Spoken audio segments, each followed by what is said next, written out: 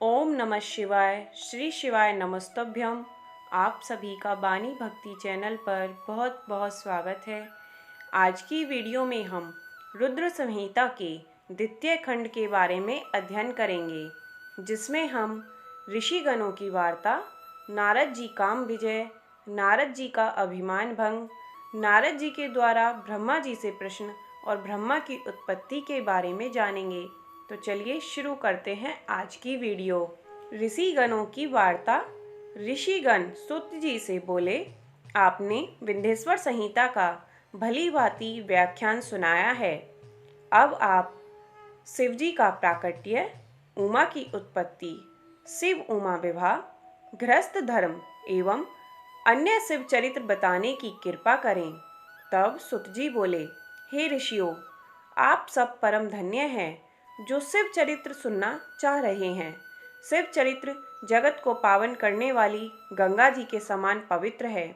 एक बार नारद जी ने भी अपने पिता ब्रह्मा जी से इसी प्रकार पूछा था। ऋषि वृंद कहने लगे कि हे सुत जी, इस संवाद को हमें विस्तार पूर्वक बताने की कृपा करें। नारद जी काम विजय। तब सुत जी ब्राह्मणों से बोले, एक बार नारद जी हिमालय की एक गुफा में बैठकर मौन धारण कर तप कर रहे थे। उनके तप से इंद्र के मन में भय उत्पन्न हो गया कि कहीं नारद जी मेरे राज्य पर अपना अधिकार न कर लें।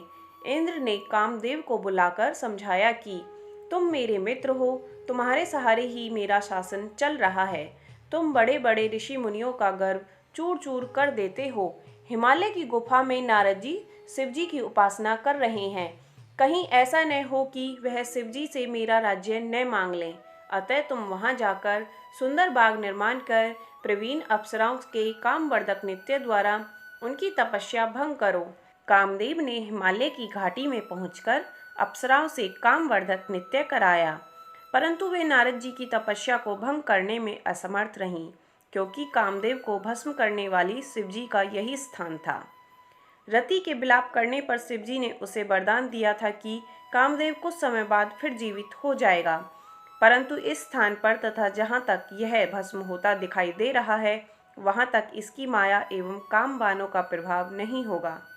इसी कारण इस स्थान से लज्जित होकर कामदेव को इंद्र के पास लौटना पड़ा। यह सब शिव जी की माया का फल था। बहुत समय पश्चात नारद जी तपस्या से जागे। तब उन्हें अपने द्वारा कामदेव पर विजय का ध्यान आया। इससे उनके मन में अभिमान जागृत हो गया। नारद अपनी इस विजय को बताने के लिए भगवान शिव के पास कैलाश पर्वत पर गए। नारद जी ने शिव जी को प्रणाम किया और गर्भ में भरकर कामदेव पर अपनी विजय का समाचार उन्हें सुनाया। शिव जी ने नारद जी की प्रशंसा की और बोले, हे नारद, तुम धन्य हो, परंतु इस प्रसंग को अन्य देवी देवताओं से मत कहना, विशेषकर विष्णु जी को मत बताना, परंतु शिव जी की माया को कौन टाल सकता है। नारद जी ने ब्रह्मलोक में जाकर ब्रह्मा जी से सब बात बता दी। ब्रह्मा जी ने शिव जी का ध्यान कर सब बात जान ली कि भगवान शिव ने नारद से यह प्रसंग किसी को न बताने को कहा था। नारद जी का अभिमान बढ़ने लगा। यह सब शिव जी की ही लीला का फल था। नारद जी यह कथा सुनाने विष्णु लोक में पहुंच गए। विष्णु ने नारद को आते देखकर आसन से उठकर उन्हें प्रणाम किया और प्रेम से पूछने लगे, आपका आगमन कहाँ से हो रहा है। विष्णु जी की बात सुनकर नारद जी ने गर्व से अपनी कामदेव पर विजय की संपूर्ण कथा कह सुनाई। विष्णु जी ने नारद जी से कहा, हे मुनि, काम तो भक्तिहीन व्यक्तियों को सताता है। आप तो ब्रह्मचारी, तपस्वी और ज्ञानी एवं वैरागी हैं। आपको यह विकारी काम कैसे सता सकता है। विष्णु जी की यह बात सुनकर नारद जी गर्भ में भरकर बोले, यह सब आपकी कृपा है। कामदेव की क्या औकात है जो मेरा कुछ बिगाड़ सके। इतना कहकर नारद जी विष्णु लोक से चल दिए। नारद जी का अभिमान भंग। नारद जी के चले जाने पर भगवान विष्णु ने अपनी अद्भुत माया रची। नारद जी के रास्ते में एक नगर का निर्माण कराया। उसके राजा का नाम सील निधि रखा। उसकी एक सुंदर गुणशील पुत्री थी। उस दिन उस कन्या का स्वयंवर हो रहा था। उसमें अनेक प्रदेशों के राजा व राजकुमार आए हुए थे। नारद जी नगर की शोभा को देखकर मोहित हो गए। नारद जी भी उस सभा में पहुंचे। राजा ने उठकर उनका स्वागत किया और उनकी पूजा की। तब राजा ने अपनी कन्या को बुलाकर उनके चरणों में उपस्थित किया।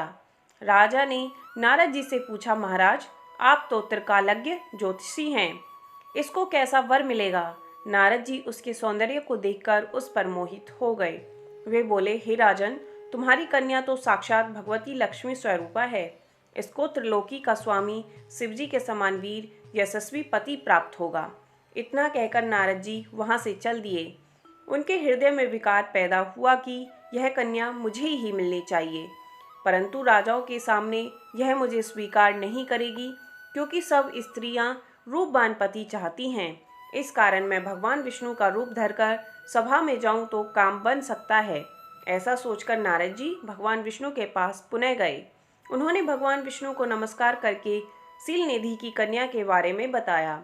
मैं उसे पाने की इच्छा से आपके पास आया हूँ, आप मुझे अपना रूप प्रदान करने की कृपा करें। भगवान विष्णु ने कहा, हे नारद, आप वहाँ पहुँचें, मैं तुम्हारा हित करूँगा।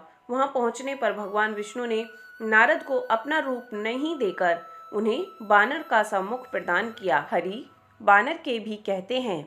इस तरह भगवान ने यहाँ भक्त का हित भी किया और झूठे भी नहीं बने। वहाँ नारद जी राजाओं की सभा में बैठकर प्रसन्न होने लगे।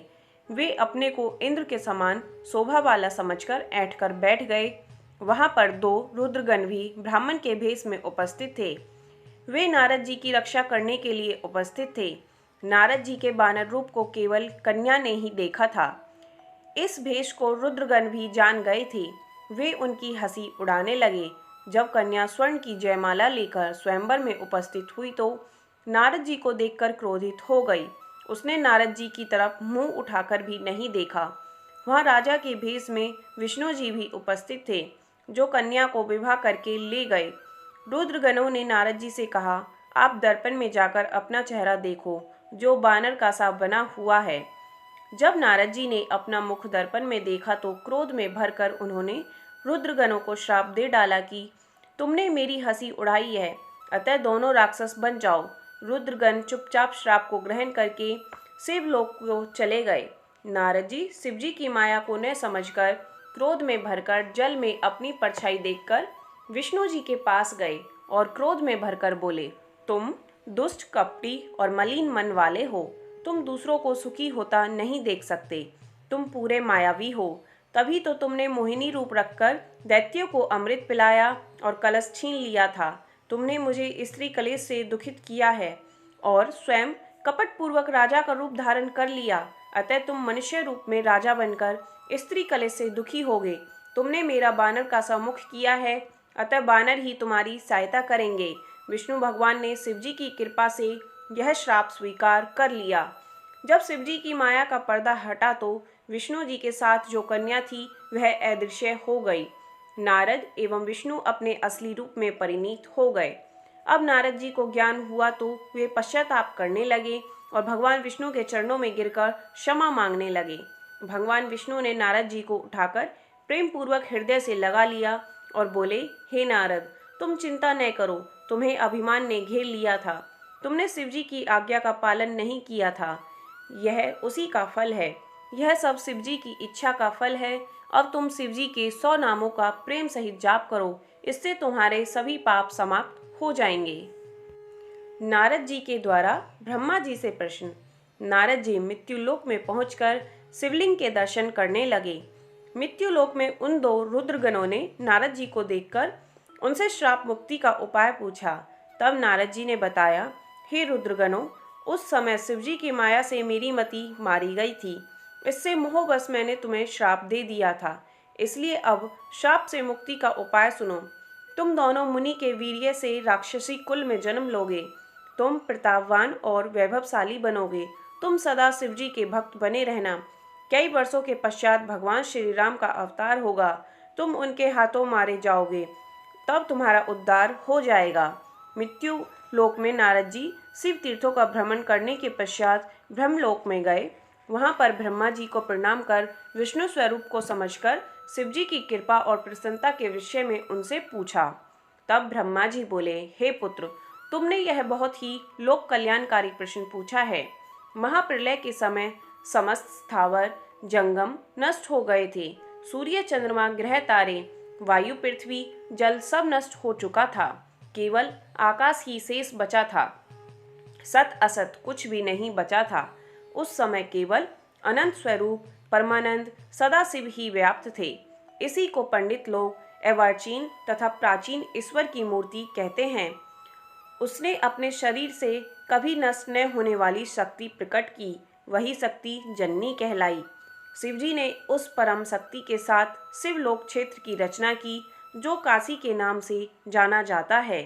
यह क्षेत्र सर्वोपरि है और मोक्ष प्रदान करने वाला है। प्रलय काल में भी यह क्षेत्र शिव पार्वती से रहित नहीं रहता। इसी कारण इस क्षेत्र को अभमुक्ति कहते हैं। शिव ने धनुष धारण कर यहाँ एक आनंद कानन बनाया था। उसमें शिव पार्वती ने रमन करते हुए दूसरे पुरुष के निर्माण की इच्छा व्यक्त की और सोचा कि उसे काशी का भार सौंपकर काशी में शांति से शयन करेंगे। यह निश्चय कर दक्षिण भाग के 10 अंश से सुधा रूप आसव का श्राव किया, जिससे त्रिलोकी में एक अन्य पुरुष का आविर्भाव हुआ। शिवजी ने उस पुरुष का नाम विष्णु रखा। शिवजी ने विष्णु को सर्व साधन प्रदान करने के लिए तप करने को कहा। तप करने से विष्णु के शरीर में अनेक जलधाराएं प्रकट हुई। विष्णु ने थककर शयन किया, फिर उसमें सभी तत्वों की उत्पत्ति हुई। इसके बाद संसार की पंचभूत तथा पंच तन मात्राएं आदि से सृष्टि हुई। ब्रह्मा की उत्पत्ति। ब्रह्मा जी ने नारद को बताया कि नारायण के जल में शयन करते समय शिवजी की इच्छा से उनकी नाभि में कमल की उत्पत्ति हुई, जिसका अनंत योजन विस्तार और ऊंचाई थी। उनके साथ शिवजी ने मुझे पैदा किया। मेरे 4 मुख, लाल मस्तक तथा त्रिपुंड धारण करने वाला था। मैंने उस समय कमल के अतिरिक्त किसी को नहीं देखा। मैं अपने तथा अपने कर्ता के संबंध में जानना चाहता था। बुद्धि विकसित होने पर कमल की नाल में मैं नीचे को उतरा। एक एक नाल को पकड़ कर मैं 100 वर्ष तक नीचे तो उतरता चला गया, परंतु मुझे कमल की जड़ का ज्ञान न हो सका। फिर नाल के रास्ते बाहर निकलना तो कमल की कली मिली। उस समय मुझे एक वाणी सुनाई दी कि तप करो। मैं तप करने लगा। 12 वर्ष तक तप करने पर 4 भुजाधारी मंगल रूप वाले सुंदर विष्णु जी प्रकट हुए। मैंने उनसे पूछा, तुम कौन हो? संसार का कर्ता ब्रह्म अविनाशी तो मैं हूँ। विष्णु क्रोध में भरकर बोले, तुम्हारा कर्ता तो मैं हूँ। तुम मेरी नाभि से उत्पन्न मेरे अंश हो। यह चराचर संसार मुझ में स्थित है। तुम मेरी शरण में रहो, मैं सब दुखों से तुम्हारी रक्षा करूँगा। इससे हम दोनों में भयंकर युद्ध होने लगा तथा इसी बीच में हमारे मध्य में एक लिंग प्रकट हुआ। हम दोनों ने युद्ध को बंद करके उस लिंग को नमस्कार किया। तब वास्तविक स्वरूप में दर्शन करके लिंग की स्तुति करने लगे। बोलिए भगवान शिव की जय। ओम नमः शिवाय। श्री शिवाय नमस्तुभ्यम। आज की वीडियो देखने के लिए आप सभी का धन्यवाद।